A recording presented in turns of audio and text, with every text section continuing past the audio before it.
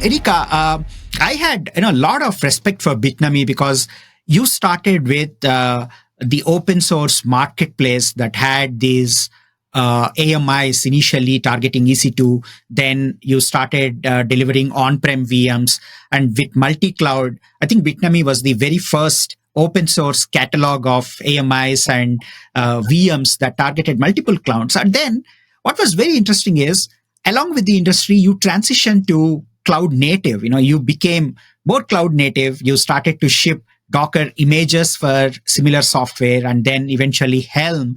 And your team did a fantastic job of curating and maintaining Helm charts.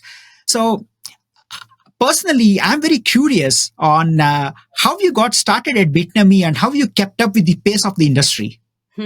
Yeah, it's a great question.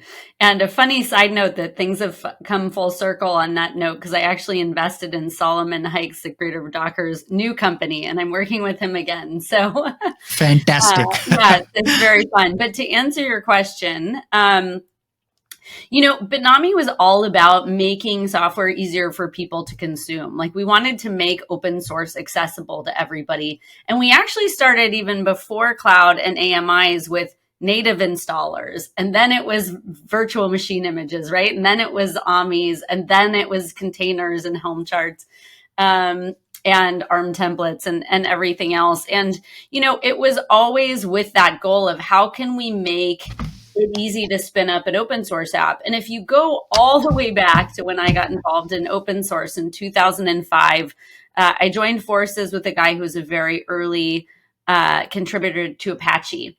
And he had been involved in open source early on. And funny enough, we'd built this packaging tool, and he decided he was involved in Mono. He built Mod Mono, which let you run Mono on Apache.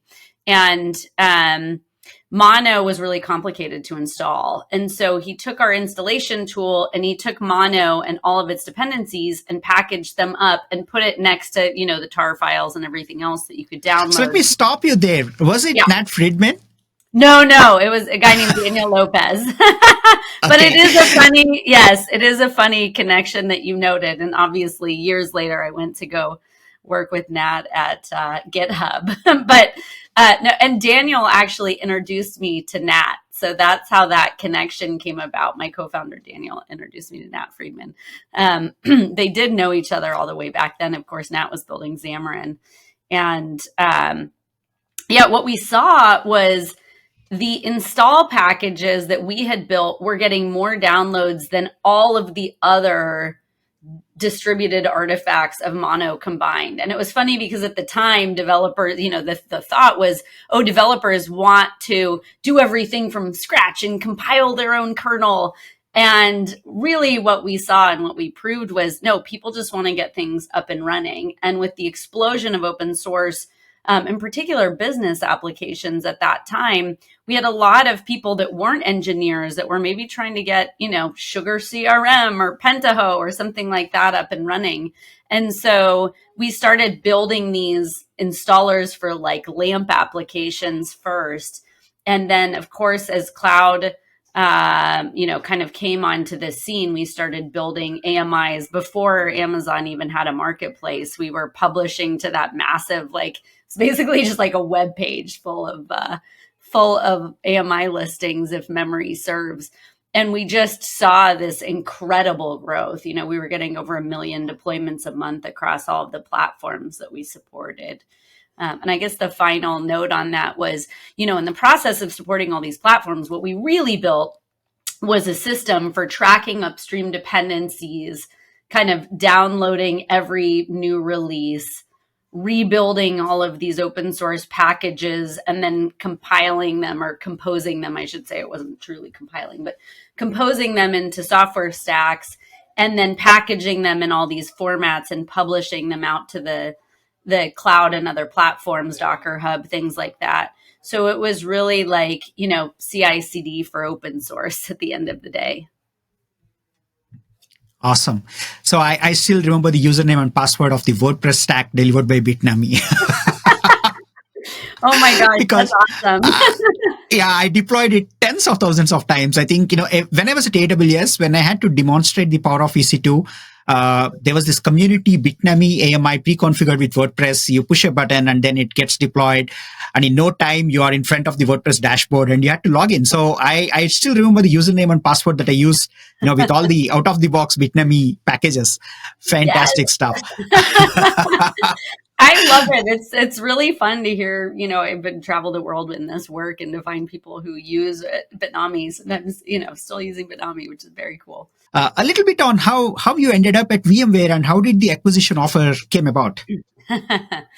As with all acquisitions, I think, or most at least, it was a very windy road. So what was interesting was with Bitnami, we had primarily bootstrapped the business, right? We took $1 million in funding, which I know is a lot of money, but in the scheme of Silicon Valley and venture capital, it's nothing, right? It was mostly from individual investors. We went through Y Combinator in 2013.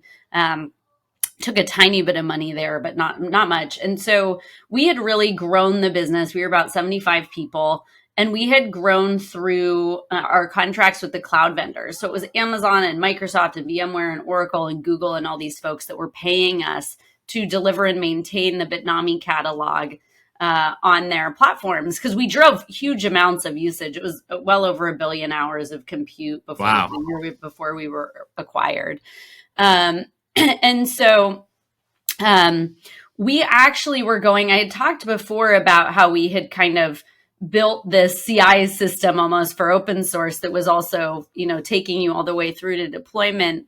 And we were about to start selling that into the enterprise. So we had productized it. We were ready to go out and build more of a go-to-market team. We had been like super, super lean on that front. Me, initially, I negotiated all the cloud vendor contracts, and then we had a couple folks that I hired to help with that. But we were going to go raise actual institutional funding, and all the cloud vendors found out about it. And funny enough, it was actually Microsoft that kicked off the acquisition discussions. One of their CVPs flew down to our office and said, "Hey, I want to talk to you about buying Bitnami." Felt very dramatic. Actually, at the time, we're all sitting in a conference room. They like flew in with the team to tell us they wanted to buy the company. And, as you do in that kind of a process, you start having other conversations as well. And it turned out that VMware was going to be the best home for Bitnami for a variety of reasons. And what was interesting for me, at least, was in the context of the conversations we were having with Microsoft, they'd also announced the GitHub acquisition. They hadn't closed it yet. Nat asked me to catch up and said, "Hey, I want to talk to you about coming to GitHub with me, as part of this acquisition." Well, of course, we ended up selling to VMware and not Microsoft. But Nat and the team said, "Hey, we'd still really like to have you as a part of this." And so I was pretty fortunate to have a very supportive co-founder, because I basically had to negotiate my way out of the acquisition with VMware. And I have to give their team and their corp dev team a lot of credit, because these things can be very tenuous, and having a founder not go with the deal, in particular one who was very, very involved in the business, and in particular the BD side of things. And, I ran everything other than product and engineering at the time. So that was a little tricky, but folks were great. I think in particular, when I could finally share that it was GitHub that I was going to, people understood. They're like, how could she possibly, turn down this opportunity to go serve at a company that's at the heart of the ecosystem that we've been, working to serve for so long. So that's how we ended up at VMware, and also how I ended up at GitHub. I might have jumped the gun on a question there, but it's all very tightly tied together, as often happens.